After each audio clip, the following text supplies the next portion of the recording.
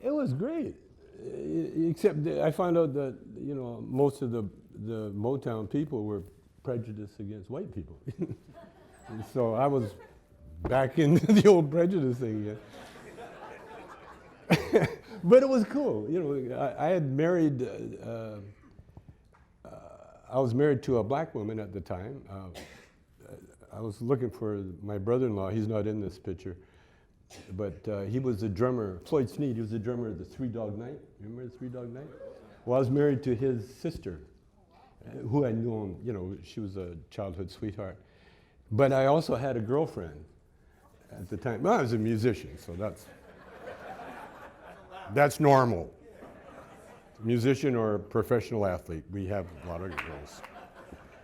And and the song was really about. It was actually about the singer, the Tommy Milton, because he used to date. He was a football hero, and he used to date a lot of white women, and he went through that whole thing. He'd have to meet him on the corner and down the street, and he couldn't introduce him to her parents and that like that.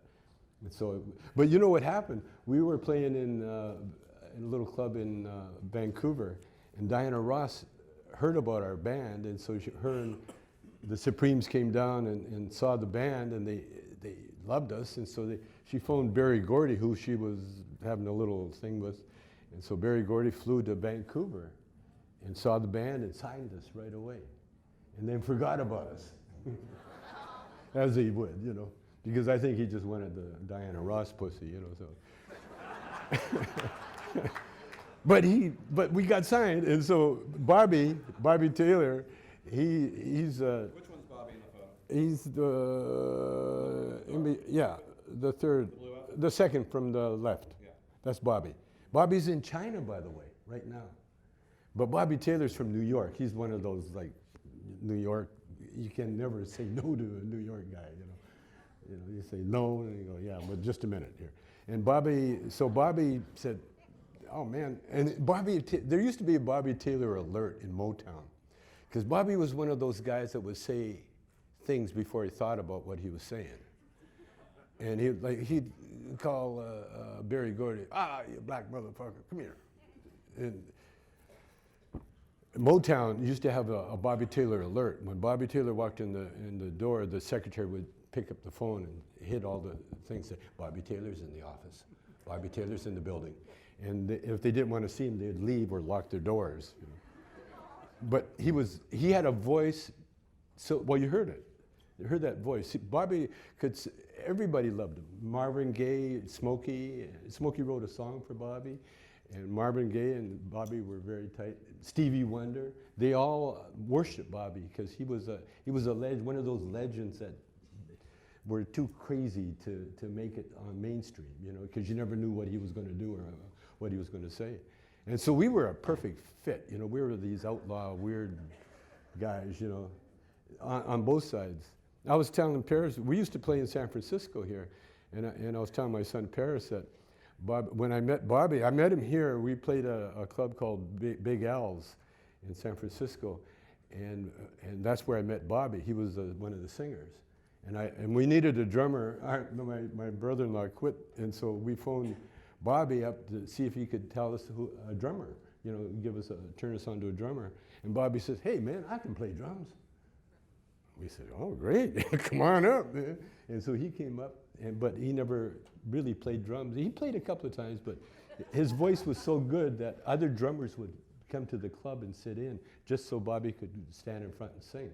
That's how good he was. He still is a legend with Motown, and it was crazy. And so when Berry Gordy ignored us, kind of, Bobby said, "Come on, man, we'll work our way to Detroit." So we worked in Seattle. We did a gig in Seattle, and it was word of mouth, I mean, they were the kind of band that attracted, like Jimi Hendrix would come and see us before he was Jimi Hendrix, and he got inspired by us.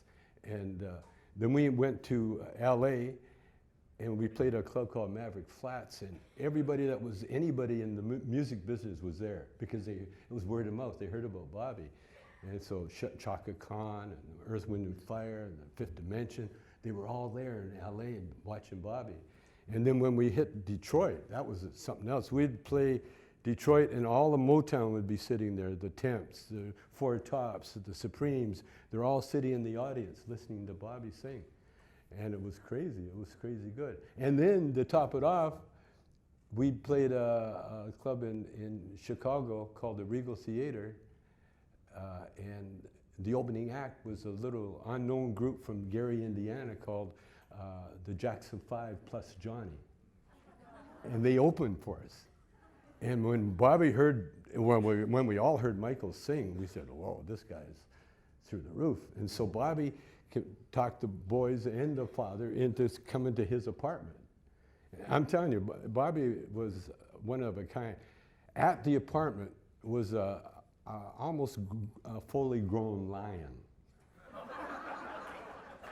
During that time in the 60s, you could actually buy wild animals. And Bobby bought a lion.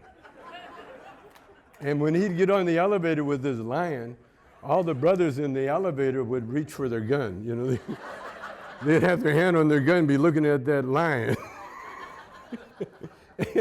and Bobby, it was crazy, man. And so Bobby had the Jackson 5 stay at his apartment until Motown auditioned him, you know, and signed him. And Joe Jackson, he's from Gary, Indiana. He didn't know anybody, you know, and I was the whitest guy that he knew. So he brought me the contract to read, give him advice. And so I looked at the contract, going, I'd do it if I were you. Can't go wrong.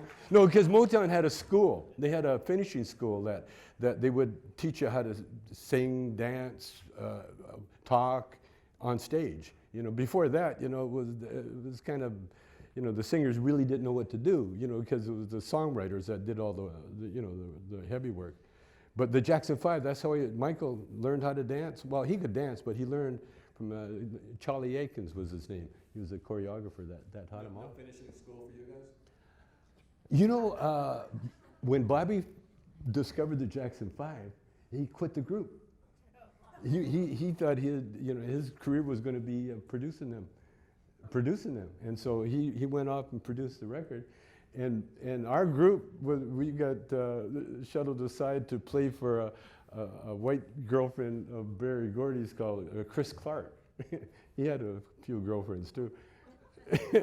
And so we had to back up Chris Clark. And that's another crazy story because we're down in Motown, and as you see, in the first band you saw on the screen there, we were all black.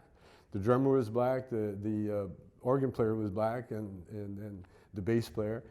Well, what happened, when we got signed with Motown, they got all excited. They're from the States, and they had snuck into Canada to work for me. And then when we got signed with Motown, they got all happy. They went down to Portland to celebrate, and then coming back to Vancouver, they wouldn't let them in the border. They wouldn't let them across the border because they told them the truth. They said, oh no, we're signed with Motown, we're playing in a group up there. And they said, well, where's your work permit? Don't have one, so you can't come in. And then they did a check on them, and a couple of them had a little bit of a rap sheet. And so we had to supplement our band with the best white musicians we could in Vancouver. And so when we got to Detroit, the opposite happened. We got a record, we're on tour with the Supremes, and then Christmas comes, the drummer and the bass player, the guitar player and the organ player all go back to Ontario, to their home, and they're coming back into Detroit. What are you doing in Detroit? Oh, we're with Motown. Where's your work permit? Oh. So next thing you know, I got a knock on the door. You know, I'm very comfortable there in Detroit. And it's the immigration. They said, get the hell out of here, you know. And so we got deported back to Canada. And so I needed in order to work, you know, and I had two families, and I had a girlfriend and a wife, and I had half the family in Detroit and the other half the family in Windsor. And so I needed a green card. And so Barry Gordy, no one knew what Motown was. They didn't know what a green card was. So Barry Gordy said, yeah, get a green card. Okay, so he give me the money, the lawyers and everything else. But the stipulation when you get a green card, when they call you for an interview, you have to be there. Doesn't matter where you are. And if you missed your interview, then it could be a year before you get another shot at it. And so I was on the road with Chris Clark, and I had to leave the gig halfway through. I had to leave on the interview was Saturday. So I took the bass player. I was getting him a green card too. And so we both left. And while I was gone getting my green card, Chris Clark fired me.